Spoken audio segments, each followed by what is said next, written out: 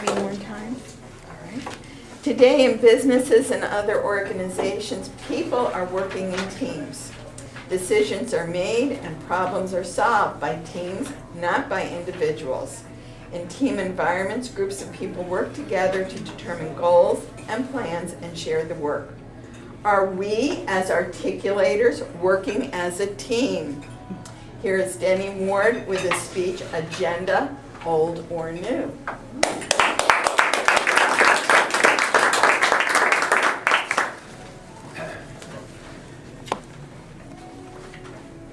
You know, conflicts can be approached in 5 different ways. Did you hear me? 5 different ways. 1, avoidance. Just avoid it. We can just wipe it under the table, under the thing, and it'll just be an intrepid thing creeping up and getting. Accommodation.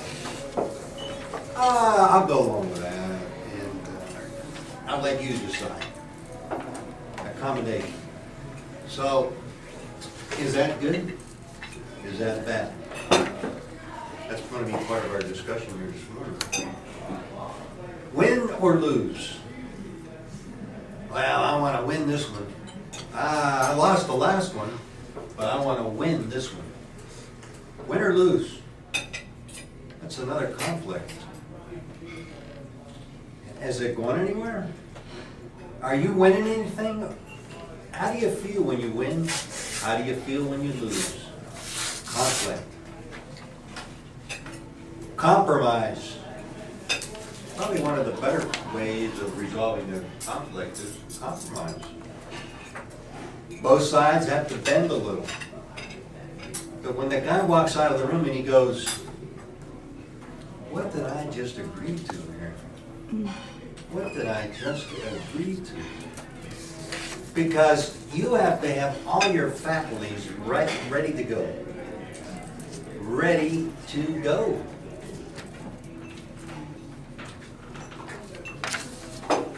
And then at the end, the bottom line is going to be the consensus with a full discussion and a resolution. That's the bottom line. And this morning, we're going to be resolving a conflict about the roles that we first start out with the technical table. We have a real rhubarb going on right now. Should we have the timer, the grammarian, and the vote counter get up and give a spiel before they start the meeting? Or should we wait to the end of the meeting when they give up and give their report? So what I'm going to do now is go around and get everybody's opinion and feeling. Jeremy, what's your opinion on this situation, this conflict that we have in the club right now? Denny, thank you very much. If it's okay, I would like to just take my time to clarify what we had proposed, which is that not that we don't explain the roles, but that the Toastmaster would explain all the roles while acknowledging each individual technical table person. The reason for that, and I like it, is that it will give us more time for table topics. It'll give us more time for the technical table to give us their reports, which is the more valuable piece of their job, is to actually tell us what they heard when performing their function, as opposed to telling us what they're going to do, which is now going to be written down on the back of the agenda per this motion, so that you would have it written and you would hear the Toastmaster explain the roles, but we wouldn't have to waste time acknowledging this person, stand up, read the top of the form, go through it, kind of muddle through it, read things that aren't necessary, but because you don't know, you're not supposed to. Newer members sometimes have trouble with it. Older members want to spitball with it and take more time. So this gave us an ability to maybe call that down a little bit. In a meeting time where we're trying to get done in 75 minutes, what other clubs have 2 hours to get done at their meeting in the evening, and what clubs at meeting in the morning often cut out altogether some of the technical table or other pieces of the meeting. Thank you. That was all I wanted to say. Very good, Jeremy. Now we're going to step it up a notch. Thomas, what is your opinion on this whole conflict? Well, thank you for the opportunity. Because it's tax time, I don't have an opinion. Oh, I decided not to have any opinion about anything until after April 15th. However, what I think is maybe perhaps an opinion. I think it came up from a conference or something, or the district meeting, kind of just arrives. It was in our executive committee meeting, as far as I know, we were just chatting about it. Okay. Well, I think it's a good idea, as long as people get an opportunity at the end to speak. So, people still can speak, they just don't speak twice. So I like it. And you're saying who's speaking now? You're talking about the odd counter, the grammarian? Correct. The technical table can still speak, it'll be at the end and not at the beginning.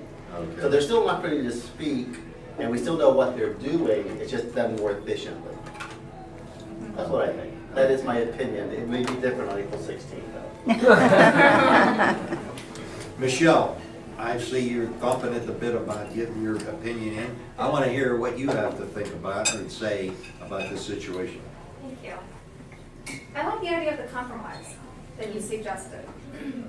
Part of the time that it takes for a functionary to describe their role is also introducing that functionary and also clapping, as well as the functionary reading, as such as what Maria did today, the top of the form, and then clapping, and then the person sitting down and the next person standing up.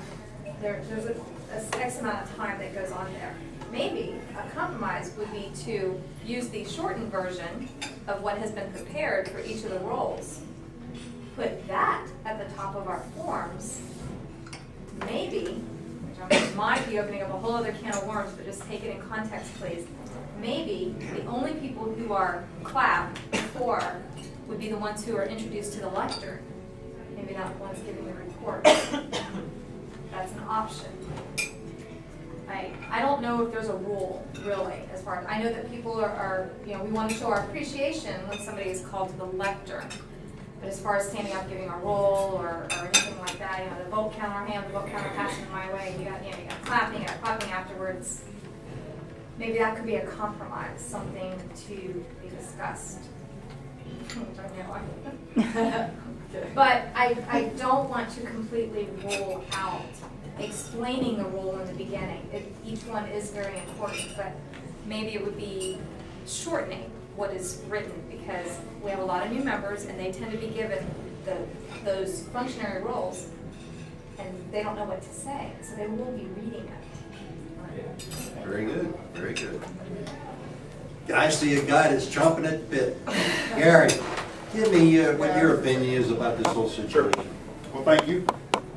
And the reason I want to give an opinion is because I belong to 2 clubs, and whichever way we go is probably fine with me, but the other club that I go to, they have a written piece that each one reads in a functionary role. So what that does is it shortens down the time that's required, so people that have been around a while don't just say, I don't want to read this and just go on and on and on and on. Or people who haven't read it before are kind of looking, okay, it's 2 minutes, it's 3 minutes, and then the lights come on, oh, I forgot this. So it just makes it a bit more efficient. I think in a role as Toastmasters, we either like to speak or we want to get better at speaking. So I think speaking is important, but I think the meetings could be more, this meeting could be more efficient, because at 8:45, most of us need to be on Interstate 4 or 436 going in some direction. So anything that helps speed that along would be welcome. Thank you. Very good. Kathy, I see you're next one. You want to get out there and give your piece. Go ahead. Good morning, everyone. Yes, I am for efficiency. I love efficiency. I believe that most people are visual learners. And when people come in here, and we'll have to check with our guest on that, when the timer's talking about it, it's like, I don't know what she said. I like the fact that it's written down here, because when you have a moment, tells you everything. I do like the fact that we introduce. I think that we should have a brief thing, that they should be introduced. And I do like the clapping, so that goes against that.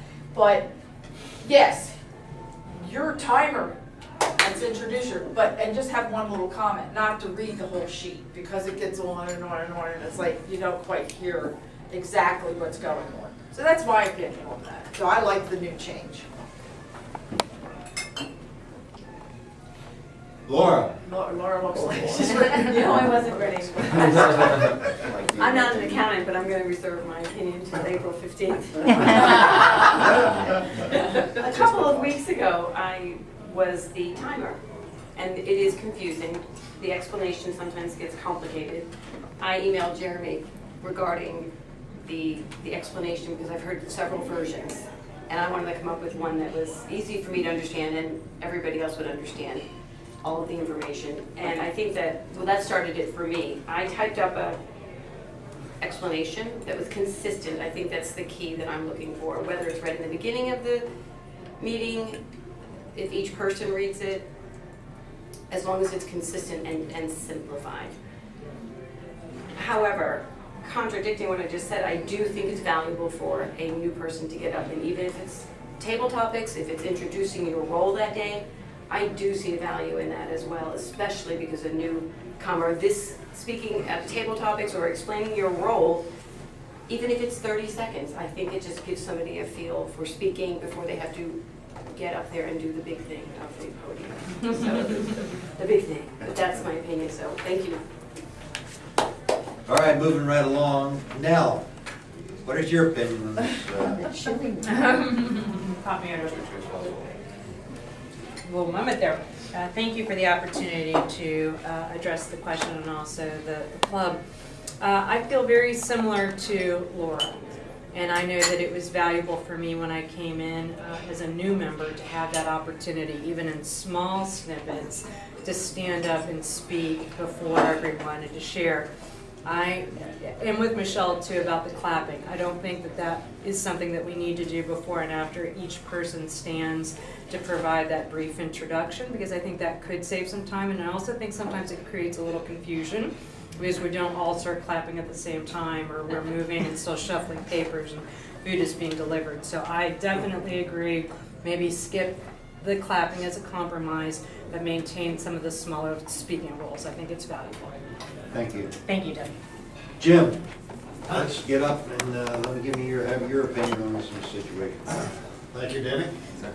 I also like most of what's been brought up.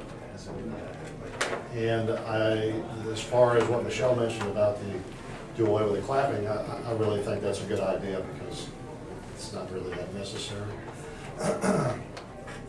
But it does, and I visited Gary's other club, and I was kind of surprised that a lot of things they cut out, and they only had, an hour meeting? 1 hour. Wow. And it went along pretty quick. So I think there's value to especially new people coming and being able to get up and explain what they're doing. But for new people, sometimes they have to read it exactly what's on the paper, and it takes time. Oh, you're getting loud with that. All of a sudden, now you get loud. And I think it would be better for us to move it to the back. And looks like we're running over. So that's what I have to say. Okay, resolution would be the voting to see what we're coming up with. How many are in favor? No? Okay, I have to put an end to it. Because in other words, I'm getting what we call the hook. When you get the hook, that means sit down and shut up. Madam Toastmaster.